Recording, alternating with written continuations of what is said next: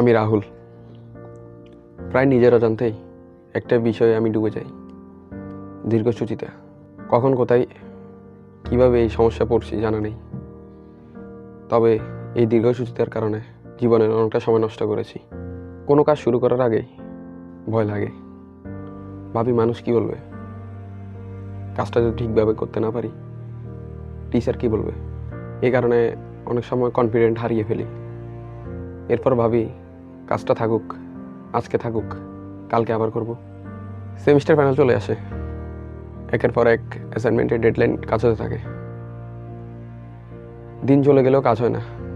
এরপর একটাই দেরি, এরপর দুটো, শেষে 5টা একসাথে জমতে থাকে। তখন মাথা ভারী হয়ে আসে, কোনো কিছু করতে মন চায় না। অনেক সময় বুঝতে পারি না কোথা থেকে শুরু করব। মাঝে মাঝে এত ক্লান্তি থাকে যে কাজের দিকে তাকালে বিরক্তি লাগে।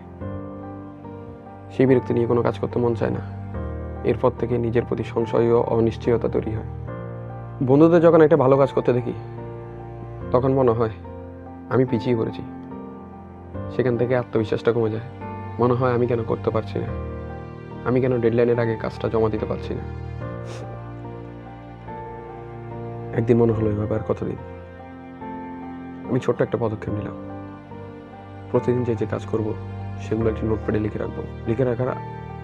লিখে রাখা কাজগুলো প্রতিদিন করতে না পারলেও অন্তত করার চেষ্টা করব।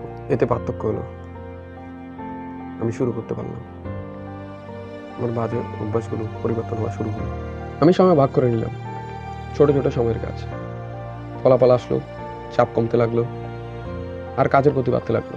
অনেক কাজ সময় মতো শেষ করতে না পারলেও একটানা কাজ না করে বিরতি দিয়ে আবার কাজ করার চেষ্টা করি। এতে মনোযোগ ধরে রাখতে পারি। আমি বুঝলাম দীর্ঘসূচিতে কোনো অলসতা নয়, ভয়, চাপ আর অনিশ্চয়তা থেকে এটি শুরু হয়। সঠিক সময় উপলব্ধি করতে পারলে নিজেকে সামলানো যায়। ছোট চেষ্টা শুরুই বা কাজের ধারাবাহিকতা আমাকে অনেক দূর নিয়ে যায়।